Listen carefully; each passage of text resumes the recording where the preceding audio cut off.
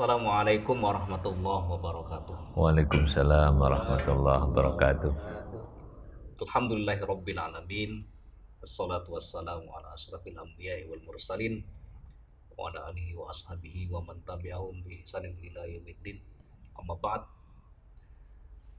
Para pemirsa, para sahabat TV Gelora, dimanapun kalian berada, alhamdulillah malam ini kita bisa bertemu kembali dalam sebuah acara ya, yang diadakan oleh bidang kaderisasi DPN Gelora Indonesia, yang insya Allah malam ini kita akan mendiskusikan sebuah tema yang penting bagi kita, yaitu membedah buku yang ditulis oleh Jaudat Said. Judul bukunya adalah Hatta Yughayyiru Ma Bi Anfusihim, agar mereka melakukan perubahan dari mereka sendiri. Sahabat Gelora dimanapun berada, insya Allah malam ini kita akan mengkaji tema ini bersama narasumber yang berkompeten. Beliau adalah Ustadz Muhid Muhammad Ishaq LCMA. Beliau adalah sekretaris dari bidang kaderisasi DPN Gelora. Saya pertama ingin menyapa kepada Ustadz Muhid ini. Bagaimana kabarnya Ustadz? Alhamdulillah, khair. Masya Allah. Nampak bahagia ini. Ya, kita harus terus bahagia. Baik Ustadz, judul buku yang akan kita bahas pada kesempatan ini adalah Hatta Yughayyiru Ma Bi Anfusihim, yang ditulis oleh Jaudat Said. Sebelum membahas tentang substansi dari buku, saya ingin bertanya kepada Ustadz ya, apa dan bagaimana profil dari Jaudat Said ini? Ya, terima kasih. Saya panggil Mas Rahman aja. Ya. Sahabat Gelora yang berbahagia, Assalamualaikum warahmatullahi wabarakatuh. Waalaikumsalam warahmatullahi wabarakatuh. Bismillahirrahmanirrahim. Alhamdulillahirabbil alamin. Wassalatu wassalamu ala sayyidil mursalin nabiyina Muhammadin wa ala ahli wa ashabi ajmain, amma ba'du.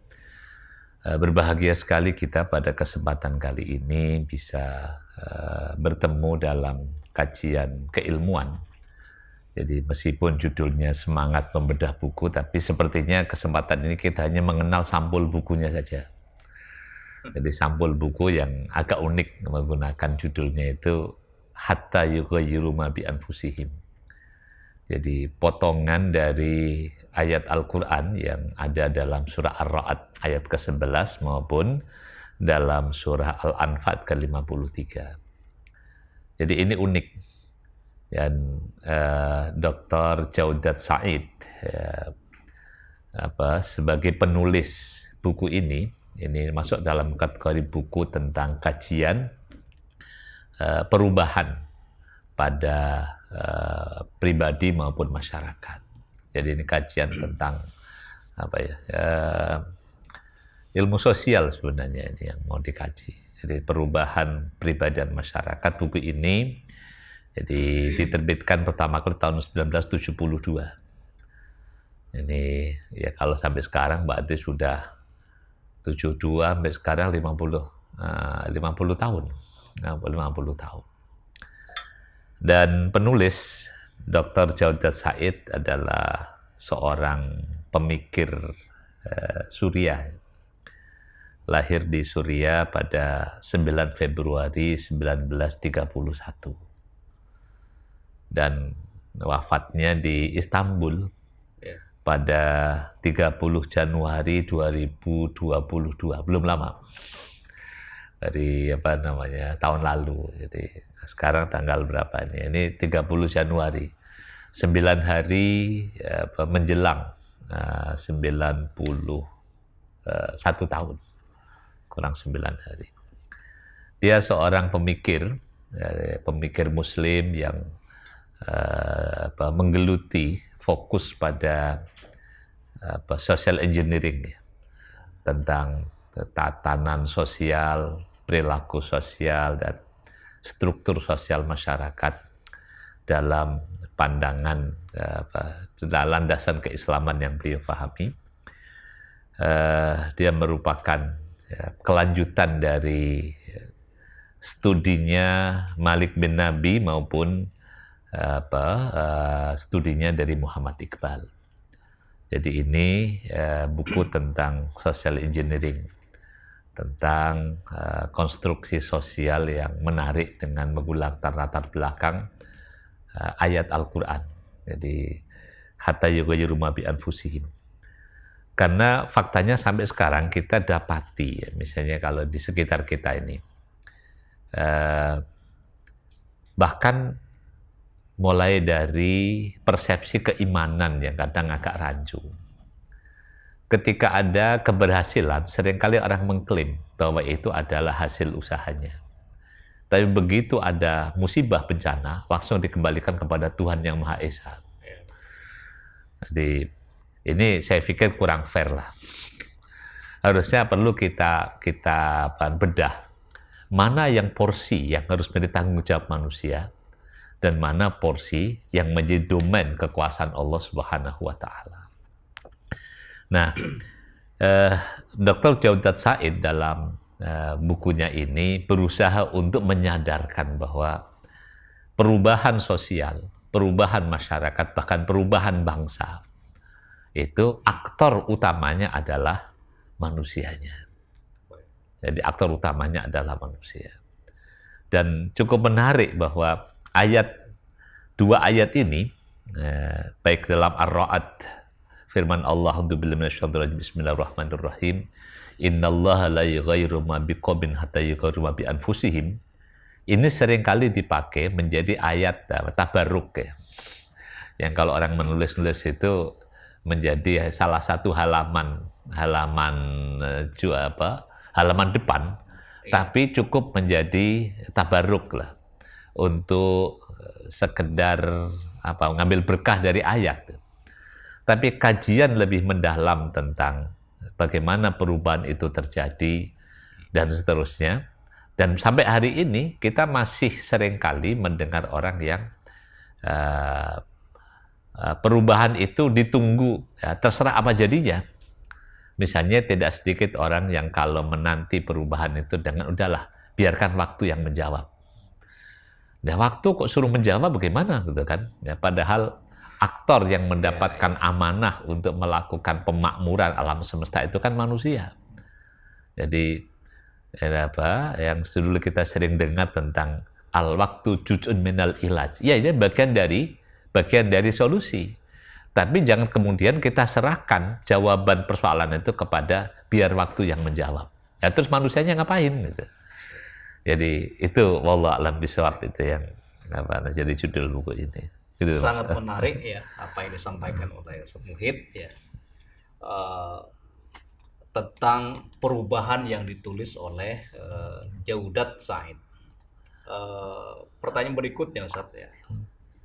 Setiap buku yang ditulis oleh para pemikir, oleh para ulama, itu tidak terlepas dari sosiokultural, ya, atau latar belakang yang mengitari penulisan buku itu.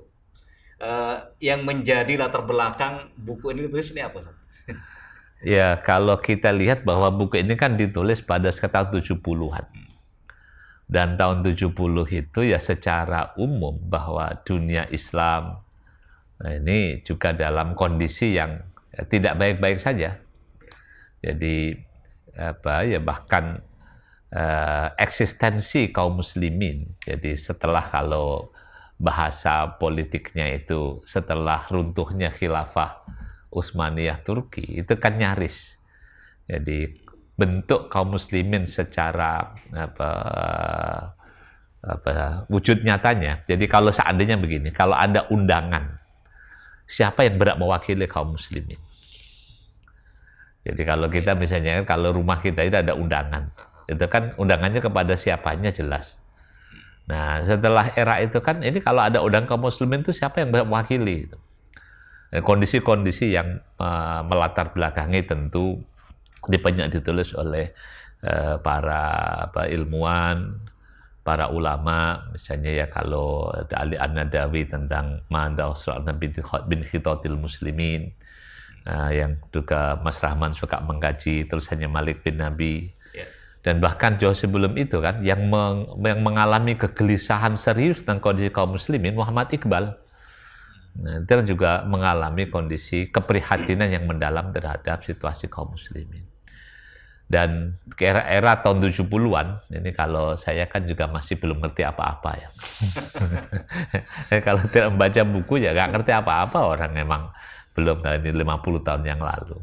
Tapi yang bisa kita baca bahwa situasi 50 tahun yang lalu, dunia Islam itu dalam kondisi yang ya tidak baik-baik saja. Jadi boleh dikatakan seperti jadi orang yang kehilangan kepercayaan diri terhadap ajaran agamanya, sampai misalnya ada di sebagian dunia Islam itu orang yang malu menampilkan keislamannya.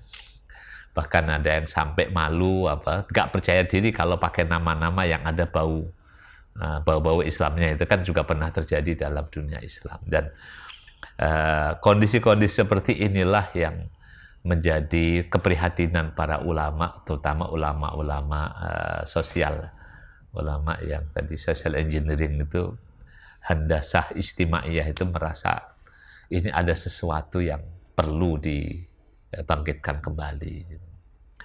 Ya, sahabat Gelora, sangat menarik apa yang disampaikan oleh narasumber kita. Ya. Berikutnya, ya, Ustadz Muhid, ya, setiap pemikiran, ya, atau setiap buku itu pasti ada keistimewaan atau diferensiasi dengan buku-buku yang lain, ya. Yang menjadi pertanyaan adalah, ya, apa diferensiasi, ya, pemikiran yang ditulis oleh Jaudat Said ini dengan pemikiran-pemikiran yang lain.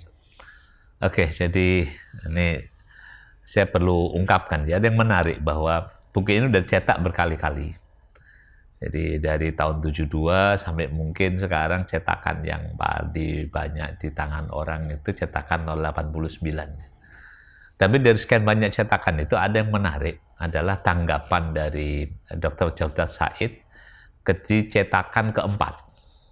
Jadi buku ini dikritik oleh para pembaca pada zamannya. Jadi bahwa buku Hatta Yughru Ma bi Anfusihim ini buku tentang social engineering, handasah ijtimaiyah, yang tidak memberikan rute.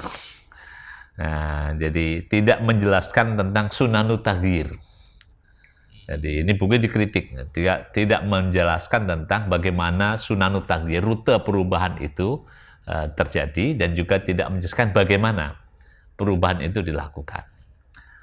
Dan ketika dikritik demikian, jadi Dr. Jaudat Said bahwa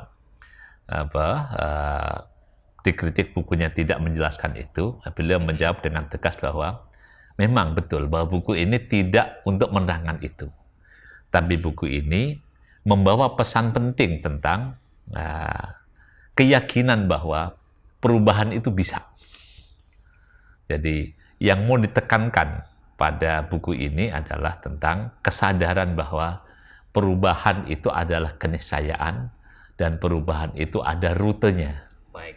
Hanya itu yang ditekankan. Jadi menjawab pertanyaan, nanti ya, karena perubahan apapun itu kalau mau kita pelajari lebih lanjut, itu kan tersimpul dalam 3 pertanyaan. Halit taghyiru mungkin. Apakah perubahan itu satu kemungkinan atau hal yang mustahil, gitu kan? Nah, buku ini memfokuskan pada titik tekannya adalah bahwa taghyir adalah minal mumkinat. Bahwa perubahan itu adalah kemungkinan dalam kehidupan. Nah, itu yang kemudian, setelah orang percaya bahwa perubahan adalah satu kemungkinan, maka nanti insya Allah, kalau udah punya keyakinan itu, berikutnya itu akan insya Allah ya akan ketemu. Jadi bagaimana saya mengubah diri saya, bagaimana saya mengubah lingkungan saya, bagaimana saya mengubah bangsa saya. Itu berangkat dulu dari keyakinan bahwa perubahan adalah sesuatu yang mungkin. Nah, setelah itu, nah, yang saya ubah apa? Nah, yang saya ubah apa? Nah, itu nanti menjadi pertanyaan lanjutan. Makanya, jadi fokus buku ini adalah pada jawaban dari pertanyaan pertama. Halit taghyiru mumkinun? Nah, itu yang pertama, fokusnya. Lalu tentang pertanyaan kedua, bagaimana saya mengubah diri? Kaifa ughayyir? Ini sebagai tambahan. Dan pertanyaan ketiga, manda ughayyir? Apa yang harus saya ubah? Itu hanya sebagai sisipan. Jadi pesan pentingnya adalah menumbuhkan keyakinan bahwa perubahan itu adalah sesuatu yang mungkin terjadi. Nah, dan ini yang juga sangat menarik. Jadi judul buku ini yang mau ditekankan adalah bahwa perubahan, terutama pada perubahan setiap orang, maka aktor utamanya adalah orang itu sendiri. Jadi kita harus segera merevisi tentang biarkan waktu yang menjawab. Itu mungkin hanya ada pada lagu-lagu orang-orang yang frustasi, orang yang punya harapan. Tapi kalau yang harus kita bangun bahwa yang menjadi aktor itu, yang menjadi penanggung jawab perubahan, apalagi pada diri seseorang adalah kembali kepada ayat hatta yughayyiru ma bi anfusihim. Setiap orang adalah penanggung jawab aktor atas perubahan pada diri manusia itu sendiri. Di wallahu alam, itu yang menarik, itu karena pada situ. Ya, luar biasa ya tentang pemikiran dari Jaudat Said ini ya, bahwa di antara yang disampaikan oleh beliau adalah bahwa perubahan itu adalah sebuah keniscayaan ya. Oleh karenanya ya yang menjadi pertanyaan lanjutan yang apa yang paling relevan ya, yang paling relevan buat kita dalam konteks berbangsa dan bernegara, atau misalkan dalam konteks kita berorganisasi atau berpartai itu kan, apa relevansi pemikiran Jaudat Said ini dengan kita begitu. Oke, jadi mungkin kita dalam kesempatan ini hanya membaca judulnya saja, sampulnya aja lah. Nanti berikutnya kita akan, kalau ada kesempatan, kita masuk ke dalam pembahasan secara lebih sistematis ya. Jadi kalau hubungannya dengan kita hari ini sahabat Quran yang dimuliakan Allah, bahwa masih banyak orang yang meragukan, terutama meragukan dirinya sendiri. Apakah saya bisa berubah? Apakah saya bisa menghadapi situasi? Nah, ini kan pertanyaan-pertanyaan yang harusnya kita selesaikan. Harus kita selesaikan pada kepercayaan diri kita sebagai pemegang mandat dari Allah di muka bumi. Jadi setiap manusia Allah berikan mandat untuk menjadi pengelola, memakmurkan bumi ini. Maka manusia itulah yang harus menjadi aktor perubahan. Nah, ini yang bahayanya kalau, ini repotnya, kalau orang tidak punya rasa confident, kepercayaan diri bahwa dia bisa mengubah dirinya, bagaimana mungkin dia akan mampu mengubah orang lain. Padahal ini kalau bahkan perubahan sosial dan sebagainya. Seringkali kita mendengar orang yang ini bangsa sudah begini, kita hanya tinggal tunggu waktu sajalah. Ini kan kalimat-kalimat fatalis yang menggambarkan kelemahan sesungguhnya. Jadi ini kalau nanti di buku ini akan banyak dibahas. Kalau kita baca di intronya saja. Jadi berusaha meyakinkan kepada kelompok fatalis yang melihat kemunduran bangsa, kemunduran masyarakatnya, kemudian menunggu Imam Mahdi datang, menunggu, bahkan yang kalau sampai hopeless itu, udah kita tunggu kiamat saja lah. Ini kan fatal gitu kan. Ya. Nah, padahal kan sekali lagi manusia itulah yang mendapatkan amanah di muka bumi untuk melakukan pemakmuran, melakukan perbaikan-perbaikan. Nah, secara logis nggak mungkin misalnya kalau dalam ilmu logikanya ya, Allah memberikan amanah manusia untuk menjadi khalifah di muka bumi, kemudian uh, tidak mungkin melakukan perubahan. Sedangkan ya, kalau dalam ilmu tauhid itu bahwa alam itu disebut al-hawadis. Alam itu al-hawadis, sesuatu yang memang terjadi pembaharuan-pembaharuan. Nah, ini yang repotnya.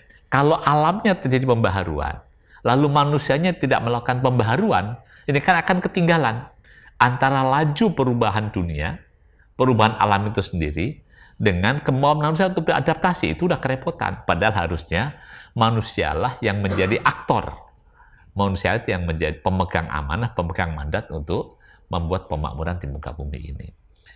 Nah, sahabat Quran yang berbahagia, nih Mas Rahman, bahwa dalam buku ini tentang tadi relevansi, jadi bagaimana menumbuhkan di buku ini itu keyakinan bahwa kita ini mendapatkan amanah dari Allah untuk melakukan perubahan. Nah, perubahan itu ada ilmunya, ada sunnahnya, ada rutenya. Misalnya kayak begini, kalau contoh yang gampang ini, kalau ada orang sakit, apakah langsung kita kembalikan bahwa urusan sakit itu urusan memang takdir Allah? Iya. Jadi kan, jadi kalau Allah takdirkan sembuh ya sembuh, kalau takdirkan mati ya mati, emang begitu kan? Ternyata kan sunnahnya bukan begitu. Betul bahwa sakit itu memang dari Allah, tapi kita perlu belajar kausalitinya. Iya. Kausaliti. Jadi datang ke dokter kan, ini sakitnya, nah dokter nanyain, ya emang kemarin setelah dicek, biasanya kalau dokter kan kita suruh buka mata, buka mulut, nah dicek gitu. Nah setelah diagnosa, nah, baru dokter memberikan memberikan resep, memberikan obat dan sebagainya agar pasien itu sembuh. Nah, itu kan bagian dari contoh tentang usaha orang keluar dari masalah. Nah, orang keluar dari masalah. Ini yang bahkan misalnya kemarin ketika COVID itu kan penyakit yang dicari kausalitinya itu nggak ketemu. Kenapa ada COVID?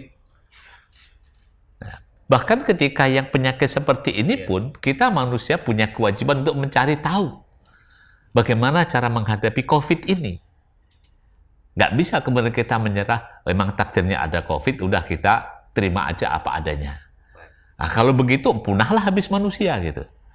Maka kalau penyakit COVID saja yang seperti itu, yang COVID ini kan virus, itu istilahnya? Virus. Itu aja misalnya orang akhirnya ilmuwan, para dokter mencari solusi. Ya, kalau tidak bisa memberikan obat yang menyembuhkan, minimal bisa mengurangi dampak yang lebih buruk lagi. Misalnya dengan berbagai macam usaha dilakukan. Ini kan salah satu contoh bagaimana ilmu, bagaimana usaha dalam menghadapi perubahan yang tidak diinginkan. Itu saja, bahkan yang tidak tahu apa sebabnya, itu saja dicari apa solusinya. Apalagi ini misalnya penyakit yang orang tahu sebabnya. Misalnya kalau orang sakit mules, buang-buang air, sebagainya itu kan tahu sebabnya. Kan nggak bisa juga misalnya kalau orang udah mules-mules begitu buang-buang air, udahlah kita pasrah sama Tuhan sajalah. Emang takdirnya lagi sakit. Kalau Allah takdirkan dia sembuh ya sembuh, ya kan nggak bisa begitu. Nah, sekarang misalnya kita punya problem keumatan, kebangsaan yang seperti sekarang ini. Misalnya keterbelakangan di banyak sektor, misalnya kan. Misalnya kalau contoh misalnya mulai dari soliditas umat yang terpecah belah tidak karu-karuan. Nah, apalagi itu ya, kalau dalam teknologi, kalau seandainya misalnya teknologi ini suruh pulang kembali ke negara pembuatnya masing-masing. Apa yang bisa dipakai oleh kaum muslimin? Misalnya gitu kan, handphonenya suruh balik ke negeri pembuatnya. Mobilnya suruh balik ke negeri pembuatnya. Bajunya, kainnya suruh balik ke negeri pembuatnya. Terus kaum muslimin pakai apa? Ini kan kondisi sosial ekonomi yang akhirnya ya kita akui kan bahwa ada problem keumatan seperti ini. Ya, cuman siapa yang mau berpikir bagaimana bisa kita keluar dari persoalan ini? Misalnya persoalan keterbelakangan pendidikan, persoalan tentang pembelahan-pembelahan dan sebagainya. Ini siapa yang mau berpikir untuk keluar dari masalah? Oke kan, jadi ya, kalau tadi orang-orang sakit misalnya, jadi udah ketahuan ini udah sakitnya udah kalau bahasa orang mencret-mencret gak karuan, tapi kok dibiarin aja ini kan. Nah ini harusnya kan ada usaha bagaimana bisa keluar dari masalah ini. Baik sahabat Gelora dimanapun berada, ya diskusi kita semakin menarik ini ya. Terkait dengan perubahan ya, bahwa di antara pemikiran yang disampaikan oleh Jodat Said adalah manusia atau kita harus percaya, harus memiliki kepercayaan diri bahwa mereka bisa melakukan perubahan. Ya sebelum nanti ada tanya jawab ya atau pertanyaan dari teman-teman yang ada di studio ya.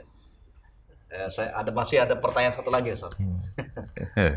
Jadi kita sebagai manusia itu harus punya kepercayaan diri bahwa kita bisa melakukan perubahan. Ya. Kemudian pertanyaan berikutnya adalah perubahan seperti apa? Ya, perubahan seperti apa dan dari mana perubahan itu dimulai? Oke. Jadi fokus di buku ini, jadi Mas Rahman dan sahabat Gelora yang berbahagia. Jadi fokus buku ini adalah tentang keyakinan bahwa perubahan adalah satu kemungkinan. Perubahan itu bukan impian. Perubahan itu bukan hayalan. Jadi perubahan adalah sebuah kemungkinan. Itu yang ditekankan. Jadi kalau udah dalam persepsi ini ada sesuatu yang mungkin bisa dicapai, bisa diraih, maka mau berubah seperti apa? Nah, ini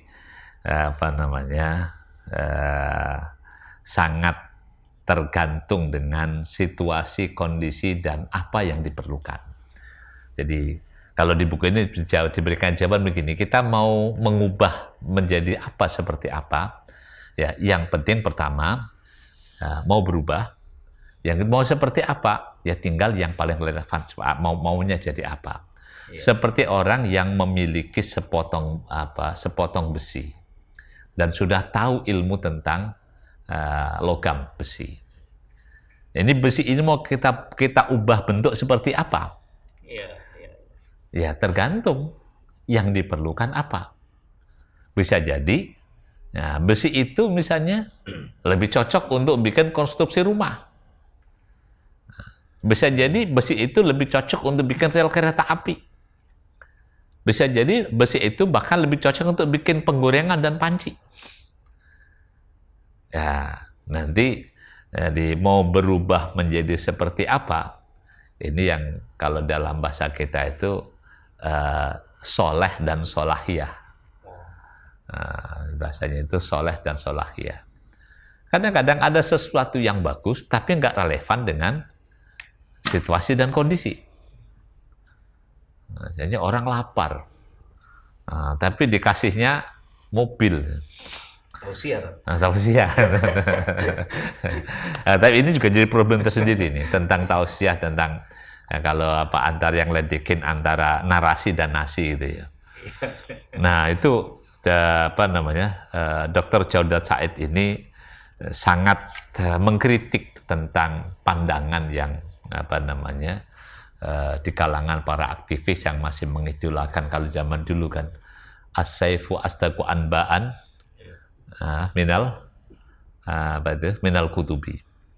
As-saifu asdaqu anba'an minal kutubi, bahwa pedang itu jauh lebih jujur daripada buku. Ini yang slogan yang di kalangan para ini kan. Slogannya para mujahid gitu ya.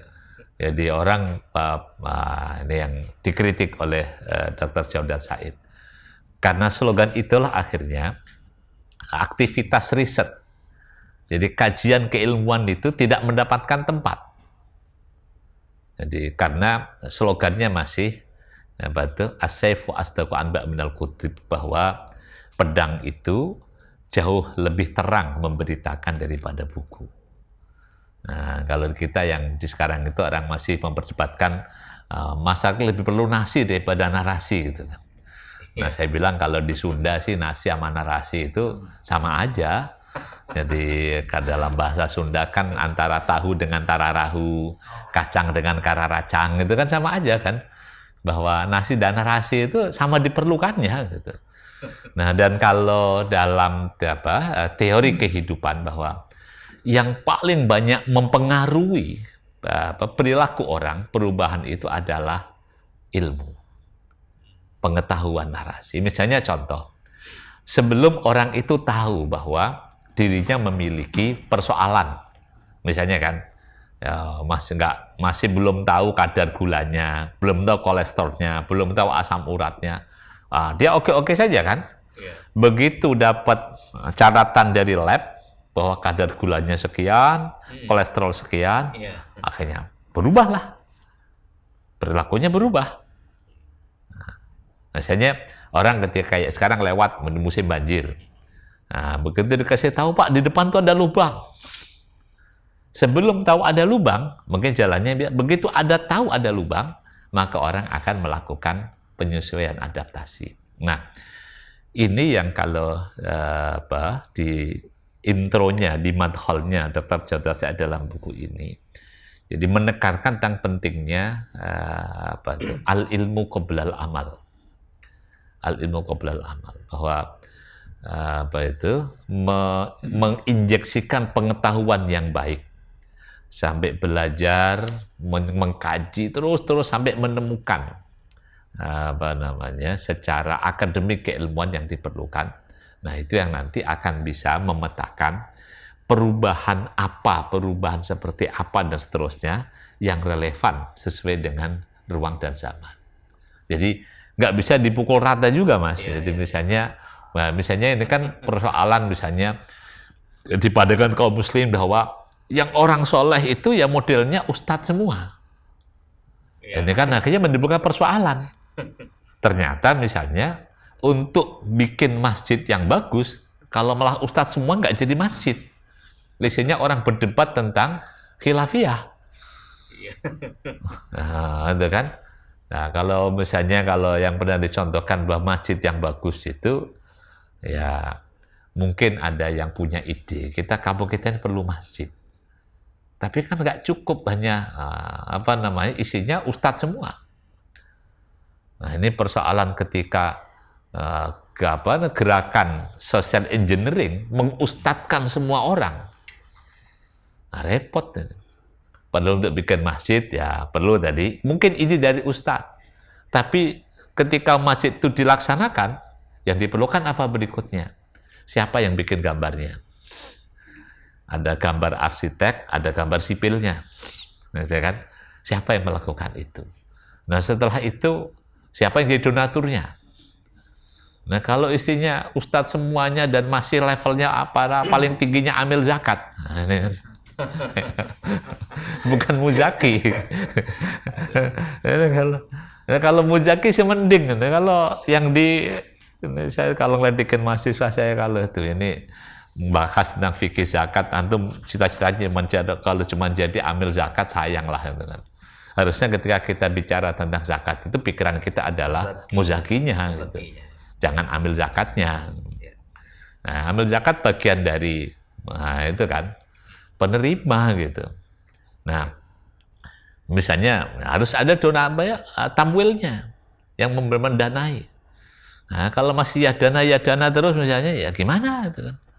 Nah, nikmal malus saleh pada julun saleh. Kemudian misalnya ya untuk bikin masjid itu bagus misalnya, ya kan perlu juga tukangnya juga tukang yang amanah, tukang yang keren, tukang yang ahli, namanya juga tukang. Nah, kalau nggak ahli juga jadi tukang lah itu. Nah, itu ya pekerja biasa. Nah, tukang itu macam-macam kan. Ada tukang yang kasar, ada finishing yang halus, ada sampai nanti keperluan masjid sampai bisa menjadi bangunan yang indah. Nah, kalau zaman sekarang termasuk misalnya bagaimana lightingnya, bagaimana pewarnaan ruangannya, termasuk ini bentuk karpetnya dan sebagainya. Udah bentuk masjid fisiknya bagus, belum jadi masjid yang bagus. Sebelum ada pengeras suara yang keren misalnya. Ini masjid bagus tapi kok mikrofonnya benret misalnya gitu kan. Nah, itu pun juga nanti masih perlu lagi. Untuk jadi masjid yang bagus, ya perlu. Itu semua tadi udah terlibat begitu dalam pendidikan fisik, perlu juga ada muadzin yang suaranya enak. Nah, suaranya yang lantang. Nah, udah muadzin perlu imam yang bacaannya bagus. Nah, itu kan imam yang mengerti jamaahnya. Nah, ada imam, ada muadzin perlu. Ada yang namanya para makmum. Ya, taksirus sawat. Masjidnya bagus, punya besar. Tapi kalau makmumnya isinya cuman muadzin dan imam kan juga sayang gitu kan. Nah, termasuk keberadaan ini yang kalau bahasa kita itu menggenapkan yang ganjil dan mengganjilkan yang genap.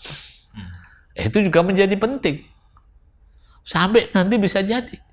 Untuk keindahan masjid itu perlu orang-orang yang, nah kalau zaman sekarang, yang bisa ngerapiin sendal di depan masjid. Iya. Nah, misalnya itu kan, dan itu kan melibatkan sekian banyak orang.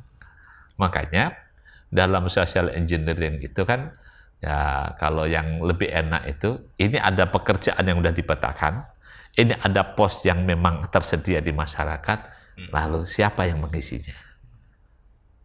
Jadi itu yang saya baca dalam ya, di intronya ini. Yang memang agak repot itu ketika ya, di dalam social engineering ini orang kita mau kasih peran apa, itu yang repot. Iya. Ini ada peran-peran di masyarakat seperti ini, itu yang kita siapkan. Itu yang perlu disiapkan. Jadi apa namanya? Jadi dalam semangat ini kalau di Gelora ini, jadi tidak semua dicetak menjadi ustadz. Jadi silahkan orang tumbuh dengan passion masing-masing, dengan peran masing-masing. Dengan seluruh keutamaan, keunggulan dan kelebihan masing-masing, insya Allah nanti ini yang semuanya akan berguna, bermanfaat bagi masyarakat. Jadi masing-masing ada ruang dan waktunya gitu. Jadi mungkin ini sahabat Gelora yang lain yang pernah mengalami diustadkan semuanya begitu ada pekerjaan mau bersihkan selokan, ini pada Ustadz semua repot juga ini nggak bersihin selokan. Wallah alam itu ya. Ya gimana? Baik Ustaz, luar biasa. Di antara poin yang perlu kita garis bawahi adalah bahwa perubahan itu ya harus kita mulai dari kognitivitas ya, pengetahuan dulu ya. Itulah yang dalam bahasa agama kita adalah al-ilmu qabla al-amal. Berilmu sebelum beramal. Sahabat Gelora dimanapun berada, kita masuk pada sesi berikutnya yaitu pertanyaan ya atau tanya jawab dari sahabat Gelora yang hadir di studio. Ya. Silahkan kalau ada yang mau bertanya. Jangan susah ya pertanyaannya.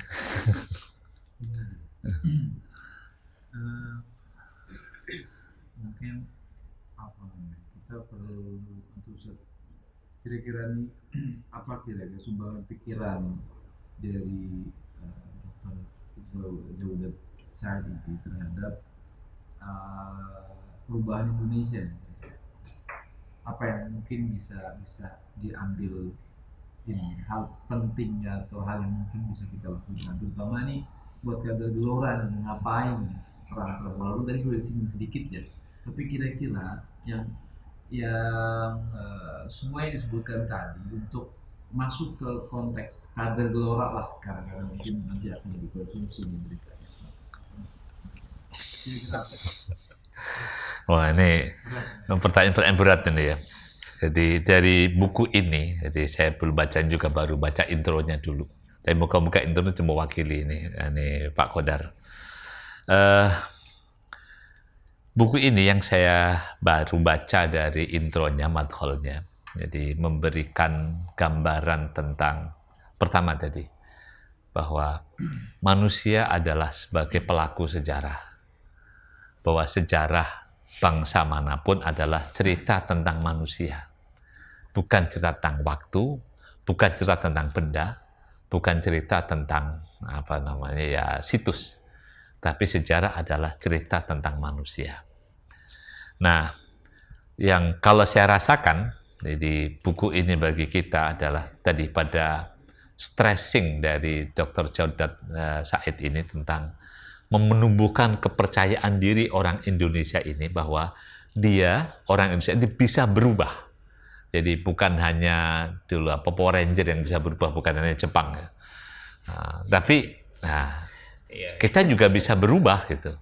Nah, perubahan itu kalau dalam teorinya Jaudat ini, Dr. Jaudat Said ini, perubahan dimulai dari tadi mindset tadi. Iya. Dari mindset,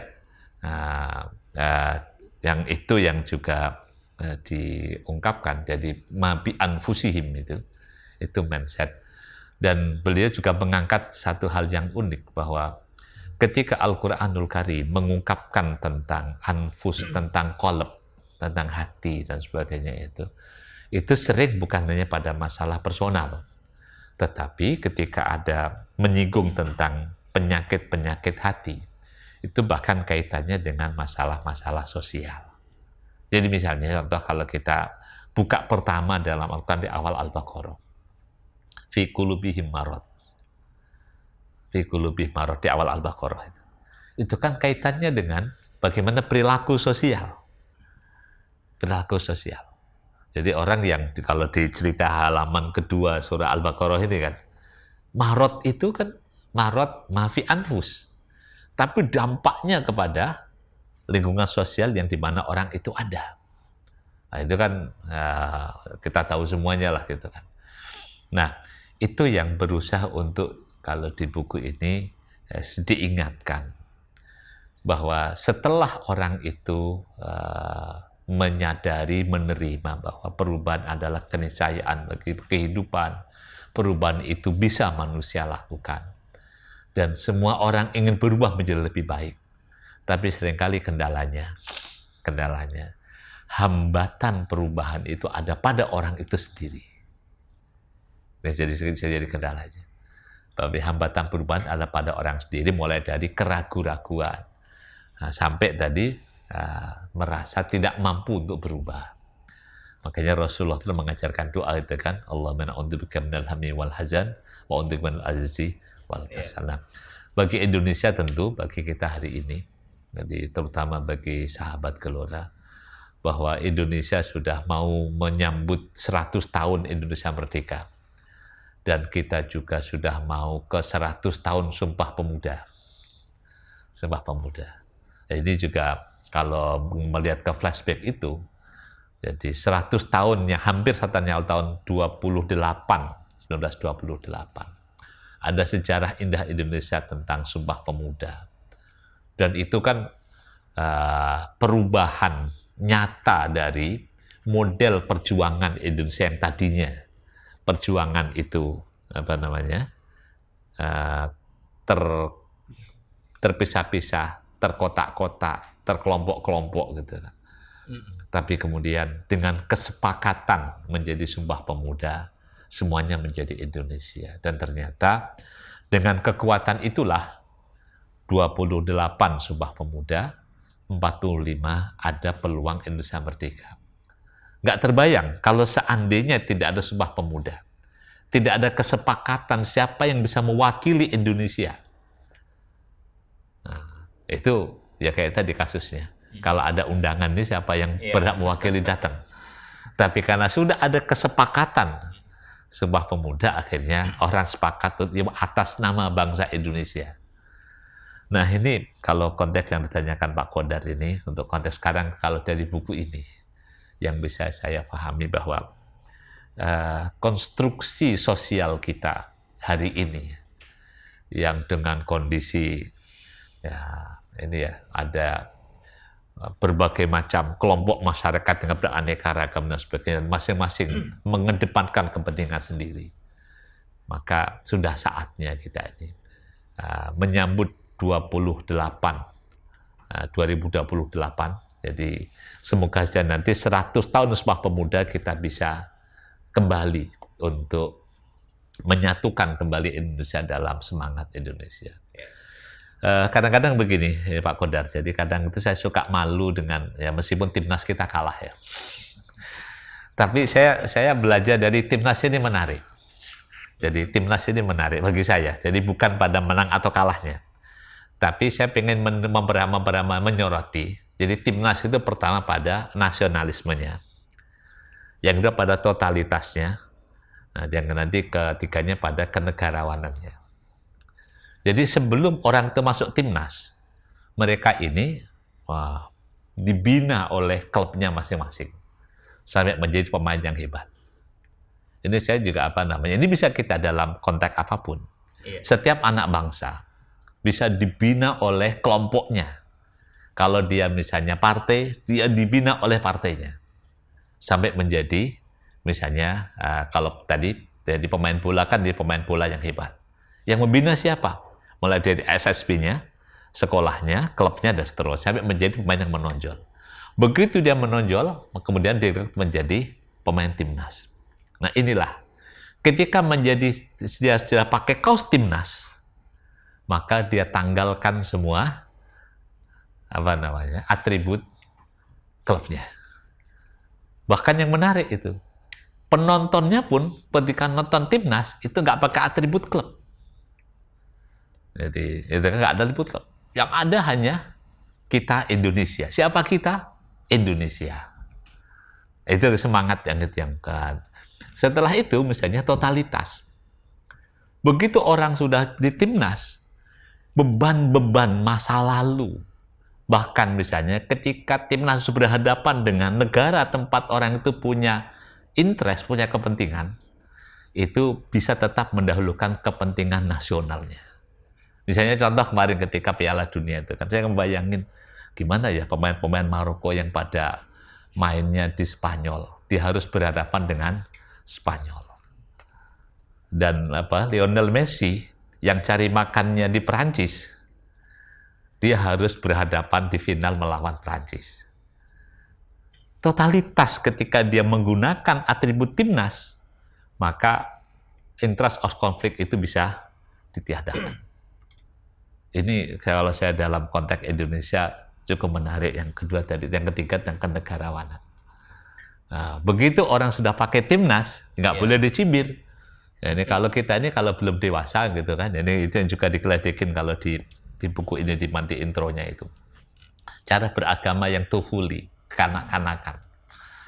Jadi kekanak-kanakan itu kan kalau pakai kanak-kanakan bisa diledekin, dibully itu. Orang misalnya tim Maroko yang pada pemainnya main di Spanyol gitu kan. Cari makan di Spanyol, ngalahin Spanyol misalnya gitu kan. Atau misalnya Messi dibully cari makannya di Perancis, ngalahin Perancis loh. Ini dalam hal kenegarawanan totalitas nggak berlaku. Nah yang menarik di intro buku ini itu mengkritik tentang cara beragama yang namanya tufuli, kekanak-kanakan. Baik, Ustaz. Mantap, luar biasa ini. Oke. Afwan ini. Sahabat Gelora, ya tidak terasa ya hampir 1 jam ya kita berdiskusi ya.